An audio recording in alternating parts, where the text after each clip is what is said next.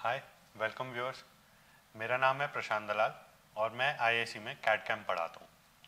आज हम देखने वाले हैं सॉलिडवर्क्स टूल के बारे में, जो कि डसॉल्ट सिस्टम कंपनी ने बनाया है और एक ही यूरोपियन कंपनी। सॉलिडवर्क्स जो है वो कैड और सीएई के लिए इंडस्ट्री में बहुत ज़्यादा यूटिलाइज होता है। तो चलो हम देखते हैं सॉलिडवर्क्स के बारे में। जैसे ही मैं न्यू फाइल ओपन करता हूँ तो मेरे को 3 एनवायरनमेंट नज़र आते हैं। सबसे पहला है पार्ट। अलग अलग मेरे को जो मॉडल्स बनाने हैं इंडिविजुअली, वो मैं पार्ट के अंदर क्रिएट करता हूँ 3D मॉडल्स। दूसरा है असेंबली। अब मैंने अलग अलग कंपोनेंट्स तो बना लिए, बट उनको ज्वाइन करके उनका मैकेनिज्म देखना है, या एनवायरनमेंट में ज्वाइन मेट होने के बाद वो कैसे बिहेव कर रहे हैं, वो सब मैं असेंबली में देखता हूँ। उसके बाद है ड्राइंग्स। अब मैंने मॉडल बना लिया, असेंबली बना ली, सब चीज़ बिल्कुल ठीक होगी, बट मैन्युफैक्चरर को भी तो देना है। तो उस कम्युनिकेशन के लिए मैं इंजीनियरिंग ड्राइंग बनाता हूँ, और वो जो ड्राइंग है, वो जो 2D ड्राइंग है, वो ड्राइंग के एनवायरनमेंट में बनती है। तो अभी हम देखते हैं पार्ट्स के एनवायरनमेंट के बारे में। यहाँ पे सबसे पहले जो हमें दिखती है वो है स्टैंडर्ड टूल बार, जिसके अंदर file, edit, view, insert, tool, window, ये सब ऑप्शंस हैं। और उसके जस्ट राइट साइड में जो हमें दिखता है, ये होता है क्विक एक्सेस टूल बार। अब ये सिमिलर हैं जो कि आप बाकी सब सॉफ्टवेयर्स में भी देखते हैं, वर्ड में, एक्सेल में, इन सब में फंक्शनैलिटी भी सेम ही है, बट इसके बाद का जितना इंटरफेस है वो बाकी हर सॉफ्टवेयर से अलग है। अगर आप कोई पार्ट सेव करते हैं सॉलिडवर्क्स के अंदर, तो वो 3 अलग अलग एक्सटेंशंस के साथ में सेव होता है, क्योंकि हमारे 3 अलग अलग एनवायरनमेंट है। अगर हमने कोई पार्ट बनाया है तो वो सेव होगा .sld.prt फॉर्मेट के अंदर। अगर हमने कोई असेंबली बनाई है तो वो सेव होगी .sld.asm फॉर्मेट के अंदर। अगर हमने कोई इंजीनियरिंग ड्राइंग बनाई है, यानी कि ड्राइंग जो है हमारी, वो सेव होगी .sld.drw फॉर्मेट के अंदर। ठीक है। और ये सब फॉर्मेट्स जो होते हैं, ये बाकी अलग सॉफ्टवेयर के फॉर्मेट के साथ भी इंटरचेंज हो जाते हैं। तो यहाँ पे जो हम ये देख पा रहे हैं, ये है कमांड मैनेजर। अच्छा, एक बात बताइए, जब हम मैनुअल ड्राइंग्स बनाते हैं, मैनुअली सब चीज़ होती हैं, तो हम कैड का यूटिलाइज क्यों करते हैं? कैड का यूटिलाइजेशन किस लिए है? अब अगर मैंने आपको एक ड्राइंग बनाने के लिए दी और आप A0 साइज के अंदर उस ड्राइंग को बना रहे हैं, उसमें बहुत सारे कंपोनेंट्स हैं, अलग अलग व्यूज़ हैं, अब उसको बनाने में आपको 4 से 5 घंटे लग गए, बट उस ड्राइंग के बनने के बाद में आपको पता लगा कि इसके अंदर कुछ मॉडिफिकेशंस हैं, तो आपको मॉडिफिकेशंस करनी पड़ी। अब उस काम को करने में आपको 2 घंटे लग गए। अब ऐसे जो आपका टाइम है वो बहुत ज़्यादा बढ़ गया। क्यों? क्योंकि आपको चीज़ प्रिसाइज बनानी है, उसके जो स्टैंडर्ड्स हैं उनको फॉलो करके बनानी है, लाइन की थिकनेस देखनी है, टाइप देखना है, व्यू कौन सा रखना है, टॉप व्यू कहाँ आएगा, फ्रंट व्यू कहाँ आएगा, ये सब चीज़ें देख के आपको वो शीट बनानी है। तो अब कैड में बेनिफिट क्या है कि यही सब चीज़ आप 1/3 टाइम के अंदर कर सकते हैं।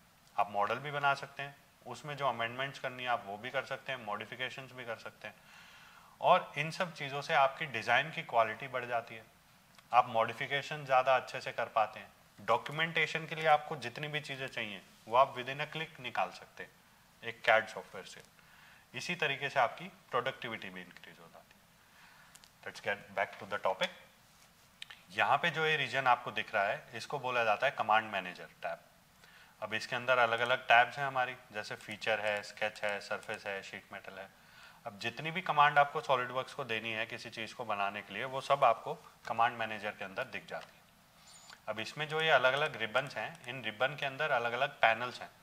अगर मटेरियल ऐड करना है तो उसके लिए ये पैनल है, मटेरियल रिमूव करना है तो ये पैनल है, मॉडिफिकेशंस करनी है 3D के अंदर तो वो ये पैनल है। ऐसे अलग अलग पैनल्स के अंदर अलग अलग टाइप ऑफ जो हमारी कमांड्स हैं जो थोड़ी सिमिलर हैं, उनको अलग से ग्रुप करके रखा जाता है। यहाँ पे आप देखेंगे ये हमारा फीचर ट्री या फिर design manager. Feature manager, design tree, feature tree, अलग अलग नाम से इसको लोग बुलाते हैं। जैसे कि मैंने एक कंपोनेंट बनाया, पहले रेक्टेंगल बनाया, स्केचिंग करी, एक्स वाई के अंदर उसे बनाया, जेड के लिए मैंने उसे एक्सट्रूड करा, उसको थिकनेस दी, उसके बाद में मैंने उसके फेस के ऊपर होल्स बनाए, मल्टीपल होल्स बनाए।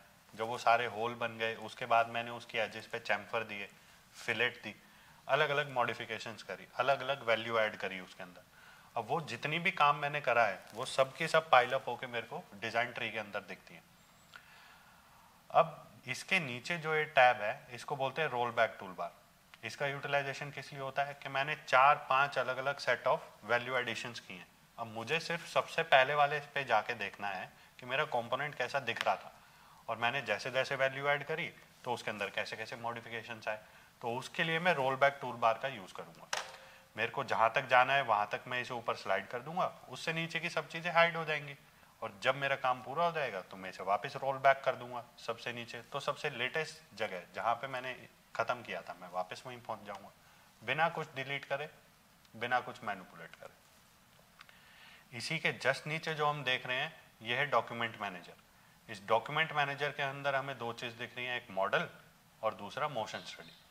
अब जो भी हम चीज़ें बना रहे हैं, मॉडल जो बना रहे हैं 3D का, वो हमें मॉडल के एनवायरनमेंट में दिख रहा है, और वही चीज़ जब हम उसके अंदर मैकेनिज्म्स लगाएंगे, उसकी एनिमेशंस देखेंगे, तो हम मोशन स्टडी के अंदर जाके देखेंगे। ये जितना जो ब्लैंक एरिया है ये कहलाता है ड्राइंग एरिया या ग्राफिक एरिया। जो भी चीज़ें आप बना रहे हैं उनका ग्राफिकल रिप्रेजेंटेशन जो है वो यहाँ पे दिखता है। इसके राइट साइड में है, इसे टास्क पेन बोला जाता है।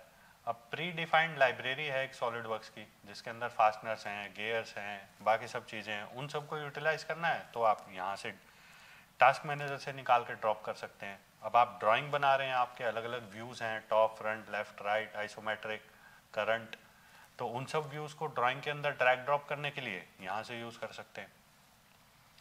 इन सब चीज़ों के अलावा अगर आपने कोई मॉडल बनाया तो उसके व्यूज़ अगर चेंज करने हैं, सेक्शन दिखाना है, तो वो सब कहाँ से करेंगे? वो हमें मिलता है head up view tool bar में, जो कि है ये रीजन।